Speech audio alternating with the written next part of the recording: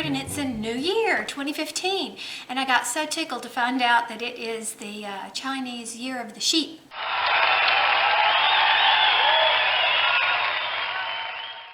Actually, it's either the Year of the Sheep or the goat. I guess they consider those animals to be sort of one and the same. I don't know, but that's okay with us because fine yarn is made from sheep and goats. I like the first of everything. I like the first of the year, I like the first of the month, the first of the week. Brand new day, I like morning times because nothing is messed up yet. So everything's brand new and ready to go. So in other words, I'm feeling really hopeful. But before I tell you my crafty goals, and I actually made some this year, I know I have told you in the past, old subscribers, that I didn't make crafty goals because that's my release, my relaxing time, and I don't want to put any pressure on something like that. So I changed my mind because there are some things that I really want to learn, and I made some. But before I do that, I have to show you what came in the mail yesterday. Mary Ellen Kinkle, which is one of my longtime subscribers, sent a little precious needle sizer. Can you see that? But isn't that adorable? And it's really light. It's made out of balsa wood, so it's easy to carry around. So I'm going to take out that. I have a metal one with a gauge measurement thing on there, which I never do gauge swatches, very rarely. But I'm not going to carry that thing around. I'm always worried I'm going to bend it, and I'm going to carry this and think of Mary Ellen. And if anybody's interested, apparently she got it off of an Etsy shop because there was a card enclosed from someone named Katie Westcott. So that is really cute. Maker of bamboo buttons, jewelry, and knitting tools. So leave it to Mary Ellen to find something really cute and creative and unique. So Mary Ellen, thank you. That was wonderful. Now, I will tell you something that's not on my crafty goals this time. If you look back, it might have been the last video I did or the one prior to that, I gave you my salt dough adventure. I have to cut the sugar and carbs in my diet. It's a long story, but I wanted to have the cookie making experience, so I thought I'd be really clever and make salt dough ornaments, and that was kind of a fiasco. Way more trouble than the actual product was worth. But look at this little clip. Today is January 3rd. I had put these out in a box, sprayed them with some clear spray, these salt dough ornaments, and let them dry. And we've had a lot of rain for the past several days, and the humidity, look at this, look, I can bend these things. So salt dough ornaments are just not conducive to our climate. If I were to put these in the attic for storage, this is what would happen. Not good. So in other words, those things are just really not conducive to our environment, or at least I'd have to find another recipe.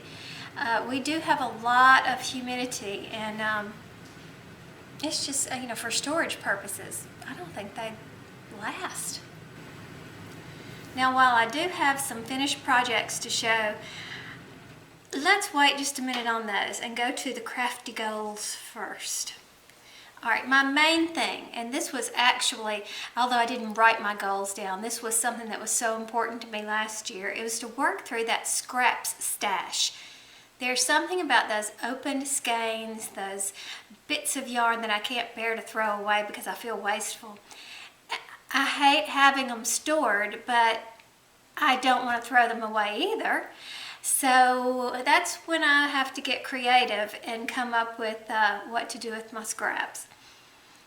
I made a whole slew of hats last year because new subscribers, if you don't know, I'm a charity knitter and crocheter. That's mostly what I do. And so it was logical for me to make, some hats. I got on the Addy Express and I went crazy with those things. It was fun. And crochet too. And at that time, this time last year, I didn't know how to knit, hand knit. So that leaves a whole nother opportunity open. But anyway, so that's my number one priorities. I want to work that stash down that I have of all those bits and tidbits everywhere. Then on that same vein, I don't want to be buying any more yarn. I looked up there and, you know, it's just ridiculous how much yarn I have. And I know I'm singing the same old song. So many people say the same thing. But I will allow myself to buy yarn if there is something specific. For example, my daughter saw the really fat yarn, like the Loopy Mango Yarn that Cynthia, she, had introduced me to. I had never seen it before. My daughter saw a blanket made out of something similar to that.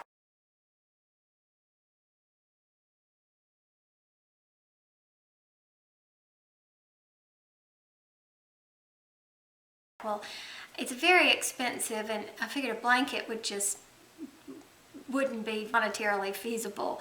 That's crazy. So I was looking for another thick kind of yarn, and I did find a substitute. Cynthia helped me with that.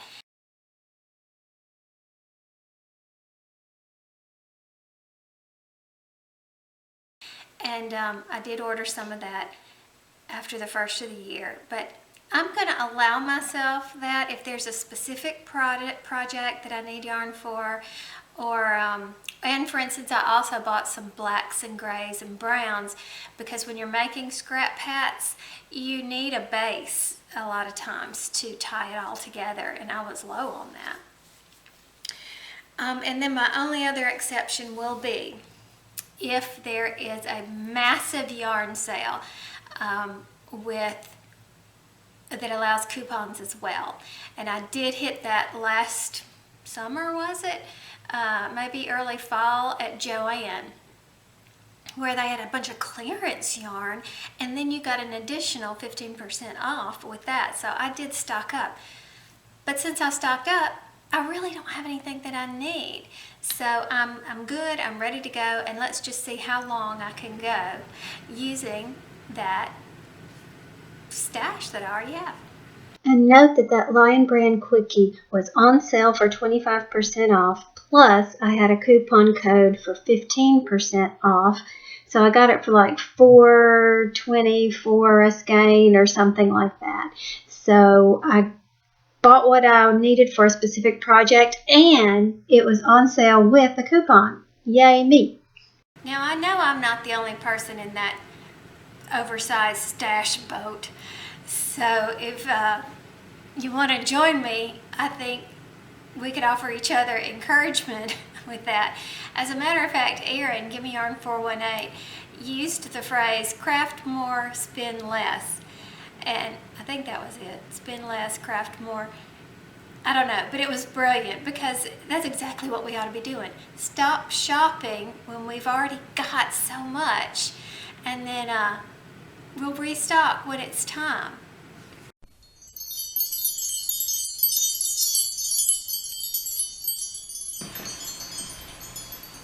How much longer, Dad? We've been in here forever. I want to be a blanket when I grow up. You can't be a blanket. You know good and well you're too small to be a blanket. But I can have friends join me. There aren't any more like you. Yes, there is. There's 3 of me. Not enough for a blanket. It doesn't matter, children. She will find some wonderful project for us. We might be anything warm and wonderful. But how much longer? Here she is. Is there? Here she comes. Here she comes. Pick me. Pick me. I also heard something the other day that kind of woke me up. It was about the 7 deadly sins and yada da da da da. Somebody else says, well, you know, gluttony is a sin. Well, of course, the first thing that pops into my mind is eating too much. You know, that's a glutton. That's what my mother used to say. Don't be a glutton. And that's not really true. A glut is anything you have an excess of. So I am a glutton when it comes to yarn. I just have to go and get it. And I thought, oh, I am a serious glutton when it comes to yarn. I might should take you upstairs and show you that. And then, no, because I feel kind of like Terry Tinsel in the Room of Shame that he calls his yarn stash. But anyway, I digress. Yeah, let's look for opportunities to encourage each other on that. And then that's a good segue into the next crafty goal, which is I want to use some of my currently owned paid patterns. I have purchased some patterns, I have books, I have some magazines. And you know what I do every time I want to make a new project? I go to Ravelry and do a search. And I may not buy anything, but I'm thinking, my goodness, why don't I look right there in my what I already have? And let's put some of that into, bring some of that to life. So that's going to be my another one of my goals. And if you notice, I'm not putting any hard and fast numbers here. I don't want to say, I'm going to do one paid pattern a month, because I'll fail at that. So I know myself better than to put those stringent guidelines on my goals. So I am going to just simply keep track of what I've done and then look back and say, oh, I did do that. That'll be enough kudos for myself to pat myself on the back. Okay, another thing that I want to do is just improve my knitting skills in general. And well, let me show you what I'm doing here. I have this goals sheet where I have each of the goals listed. And as I work on something where I'm practicing, for instance, right now I'm stuck on mittens. I really want to learn to make a good mitten. These are done flat, so I have learned how to do the mattress stitch better. Still, I'm not pleased with this part down here where we got to the ribbing, and it was much harder to find where to put the needle on that, and my thumbs weren't so good. But the point that I'm trying to make is I'm working on a new skill. This is the second pair of mittens that I made from this pattern. I have a third that I'll show you in a minute because I just want to keep practicing. So that's an example of my building my knitting skills. But more specifically, another one is I want to work with the tiny yarn and the tiny needles. I see you guys whipping out socks all the time, and then I am so nervous when it comes to those tiny needles and yarn, and I'm not good at it. It's so strange. Yes, the concept of knitting is the exact same, but I feel like a beginner all over again when I use those tiny yarn, tiny needles. So let me show you.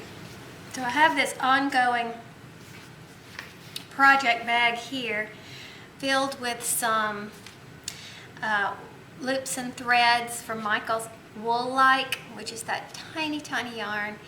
And I've been practicing. I have this pattern called coasters. It's supposed to be for coasters. It's called Classic Stitch Coasters that I did get off Ravelry. It was a free pattern, and there's 5 different coasters that you would use. Well, of course, I'm not using them as coasters, but I am practicing the different stitch and everything by using these tiny little needles. So I just kind of keep that going. Is it going to be anything? No, but it's an inexpensive yarn at $1.99 a skein, and I can just keep practicing until, because right now it couldn't be anything because I'm not good enough at it. Here are the first 2 that I've done, and they just don't cut it. That's just not good work. So when I compare, as I continue to practice, and I'll compare to my earlier work here, and when I feel confident, then I'm going to move into a shawl, because I truly, this is very important to me. It's one of the things I really love best about knitting is the fine yarn, the light flimsy, I don't know what the proper word, flowing fabric that you get from knitting, and I just love it. So this is a very important goal of mine that I will be practicing on. And then you probably could have guessed this one, but knitting color work is also a big goal. I love color work. And yes, I jumped in with both feet, and some of the things I've done I've been really pleased with, but some of them have been big flops. So I really want to work on that. So these are written, all of that is written right here, and I can keep track of it weekly. And just to remind myself, because I'm also really easily distracted. And I might get my eye on something else and completely forget about what I really, really wanted to do and accomplish throughout the year. So, oh, and I also have a little note over here that I want to fix my flatbed machine. It's not imperative that I do it at any certain time, so I didn't date it or anything like that, but it is something I need to figure out what the problem is, get the parts, and get it fixed, because it is fun. It's a completely different way to work the yarn. You think, I heard somebody say one time, oh, isn't that cheating? No, because it's a whole different skill. So yeah, I need to get that fixed.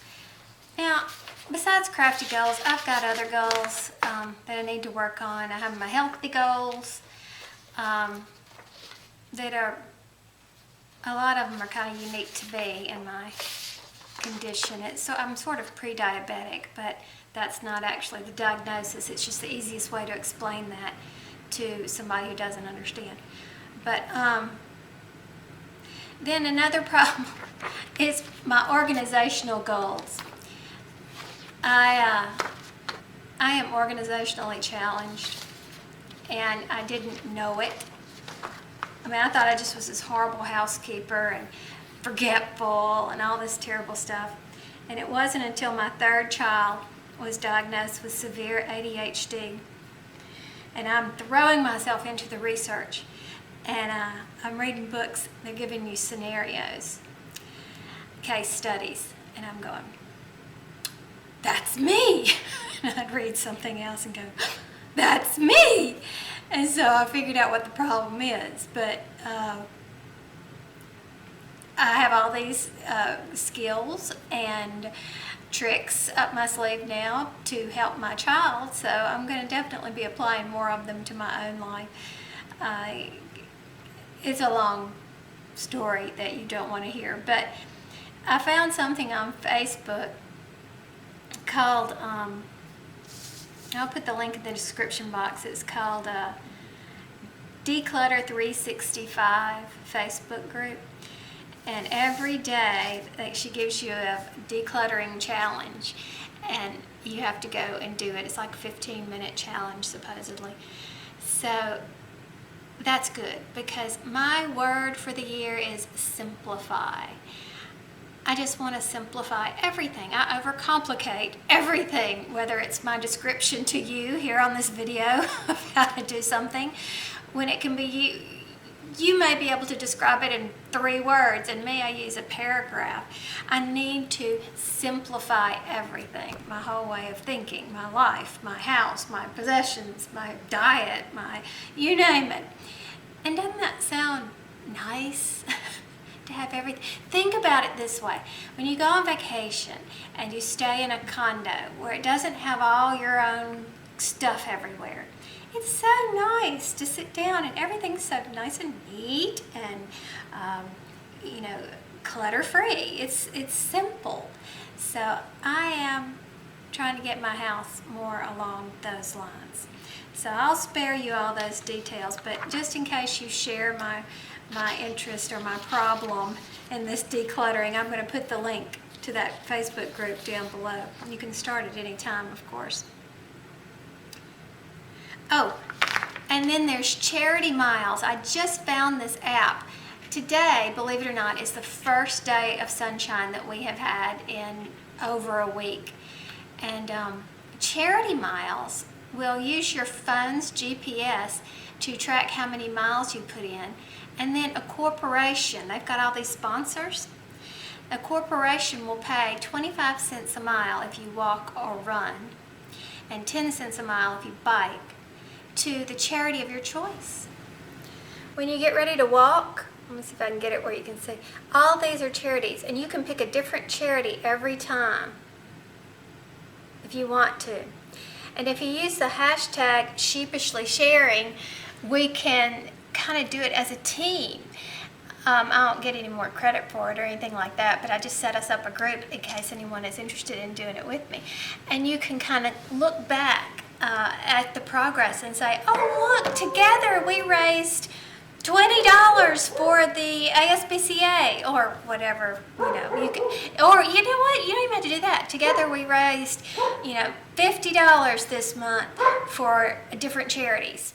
Because you can pick your charity, I can pick my charity, whatever. Anyway, it's fun, but you don't have to, you can still do it. Not join my group doesn't make any difference to me.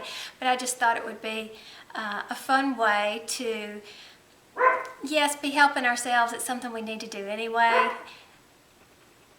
But this can benefit somebody else in the process. And it's not even any money out of our own pockets. So, charity miles. Okay, so let's talk finished projects here. All right, I showed you these mittens, and I also want to insert a little clip here about washing acrylic. And I'm sorry, people who have heard me preach this over and over again, but because I do charity knitting, I use a lot of acrylic. And there's several reasons why. One, because it's cost effective, but more importantly, it's how it's going to be cared for by the recipients. Especially if they're in homeless shelters and things like that, that stuff's just going to be tossed in a washer and probably the dryer, and so you want something that can handle that. Now this was Red Heart Super Saver, and it was considerably scratchy. Have you noticed that some of the Super Savers are softer than others, which is kind of strange, but this one was considerably scratchy. Washing it helps, but you really need to throw it in the washer and the dryer. It fluffs it up, gets it much softer. But when it comes out, it's kind of wrinkled and everything. I put these in a small lingerie bag. When it came out, it's kind of folded over on itself and that sort of thing. And that's not a way you'd want to present something to someone. So watch this. So here are the little mittens, fresh out of the washer and dryer. And that is my secret. Well, not really a secret, but it's what I do to every cheap acrylic that I ever use. It makes a really big difference in the feel of the acrylic. Now this is what it looks like when I put it in a lingerie bag and take it out. Do you see that it's curling? It's kind of bent up looking. This is fine for me. If these were our mittens, I'd say, here, fresh, clean mittens, put them on. But if you're going to give them as a gift, which is what I consider my donations, or if you're going to sell your mittens, you definitely need to make them in a more presentation state. So what I'm going to do is try Olivia Bennett's steam pressing technique that she introduced me to with acrylics. I'd always heard about steaming it, but never with a press cloth like this. So we can see the steam coming up. Ooh, look at that. Nice and flat. Doesn't that look so much better? And see here, I got that entirely too tight right there when I was sewing it up. But remember, I'm still in the learning process with my knitting. This is only the second pair of mittens I've ever made. And I definitely had improvements from the last one. Olivia, bless you for introducing this to me. These look so much better. And they still are soft as they can be. So Red Heart Super Saver, washed and dried and then steam pressed with a press cloth. So, as I told you before, I'm working on these mittens because there are skills that these mittens have that I want to perfect. And I have to say I did a much better job on the mattress stitch. Now, again, I really don't like flat knitting and sewing together variegated yarns because it looks like you have really messed things up. Now granted, it's not that important on a mitten, right? Now this is a child's mitten, so it won't really fit my hand, but here, if I'm wearing the mitten, you're never going to notice that. And I think somebody out there is going to really like a camouflage style mitten. So it's not that big of a deal, but just for future references, or for example, a hat. If you were going to knit a hat flat, you certainly wouldn't want to seam variegated yarns because they're just not going to match. Okay, so I'm still working on this pattern. It's by Bev's Country Cottage, and of course I'll put a link in the description box as always. And so I did a blue pair, and again, I'm really pleased with the mattress stitch. And you know what? That thing is really fun. You kind of do it loosely, and then when you pull, the seam disappears. It's pretty impressive. See how much better it looks with a solid yarn? I'm having camera focusing problems. I really don't want to buy a new camera. So I did the blue, the solid, and I'm not pleased with the thumbs yet. So thumbs are something I really need to work on, and joining at the ribbing. I need to work on that too. Not pleased with the way that comes out. And I'm also, because these are worked flat, I'm also trying to get the edges nice and even. So that's another skill I'm trying to master. Moving on. Okay, this is the regular guy beanie. I think I showed you this last time. Again, it's been washed, Red Heart, washed and dried. And that's, again, and it's so much softer and flowing type stuff. Now, this is funny. Okay, Kristen was my secret pal, and she gave me the Isaac Mizrahi chunky yarn, which I love, by the way. But I don't have, actually it's super bulky, so I didn't have many patterns for that. I actually don't have much super bulky yarn. So I went on a search trying to find, you know, a Ravelry search, of course, trying to find a pattern that would be good to use, and I ran across this one called the Vermonter. And if you'll remember how much fun I had visiting Erin and Kristen in Vermont, I thought, oh, that's it. That is the pattern for me. So I did it. Then lo and behold, who does the Vermonter? I swear we didn't even talk about it. Erin. Erin did a Vermonter hat. So it's really a simple pattern. You have your ribbing, your 1x1 ribbing down here, just stockinette, and then you purl a row. And stockinette and purl whenever it tells you to, and it was great. So, and I put the palm on it because I have a problem. In my decreases, I get pointy at the top, and I think I figured out why. It was a mystery there. I thought I was making a mistake, but I'm not. I am getting tighter and tighter and tighter as I go up.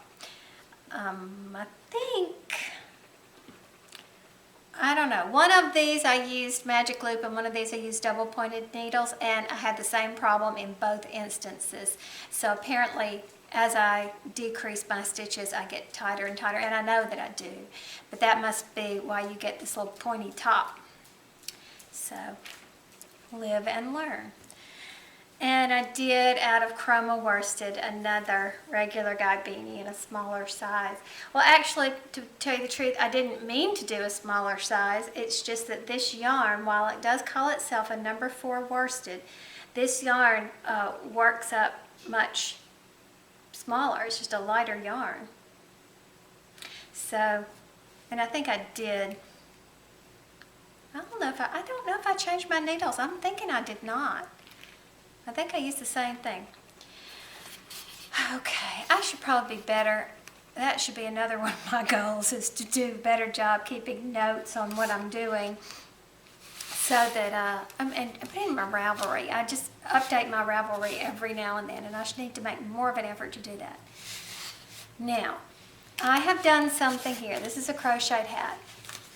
I have never done this before. I don't know what this pattern is. I cannot find it. I don't know what I did with it. I have no recollection of where I got it. I don't know. But it was a great pattern. And I apologize. But I'm still on a hunt for it. because it's really neat. If you'll notice that it's 2 rows of single crochet, and then you have a long single crochet that you do right here, just the green into the white, which kind of gives it a little interest. So, and I like the folded up brim on it too. But I'm kicking myself because I've never done that. I'm usually so good at knowing what the pattern was and then giving you a link in the description box. It has left me. And I really did. I went on a hunt. I looked through all my history in my browsers. I tore up the house. I don't know. So if I find this out, I will let you know because I want to give credit where credit is due. It's a great pattern. I don't have this one here to show you, but it is the Kitimat Hat. I've done this before. This one's done in Vanna's Choice Purple and Fern, I think it was called. And Maggie had a friend over and was watching me finish this up, and she loved it, so we gave it to her. So here she is modeling it. And she didn't want a pom-pom. So thank you, Bria K. Now, because I film my videos in pieces and parts, I have no idea how long I've been talking. But I do want to throw this one thing in. If you're interested in goal planning sheets, weekly goal planning sheets, I did an image search and excuse me, and found this one in particular I really liked. It's completely free and you can download the PDF. I, however, saved this as a picture. When you use a PC, if you right-click on a picture, it will say Save Image As. I don't know what you do on a Mac, I'm sorry. But you can save the image. Then what I did was I loaded Microsoft Publisher, insert picture, and then I typed on each of these things. So now as each week comes up and I'll need a new sheet, I just print a new one. So it's ready to go. I don't have to write everything out. So I'm going to put a link to that site because there were tons of free forms on that site that some of you may be interested in building your own planners or whatever for that reason. But that's all. So wish me luck on 2015, and I'm wishing you luck too. And we'll see what the year brings. I'm excited.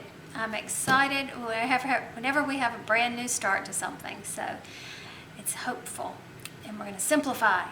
And gosh, who knows what this year's going to bring. And I'm rambling on, so I think I'll just go. Goodbye.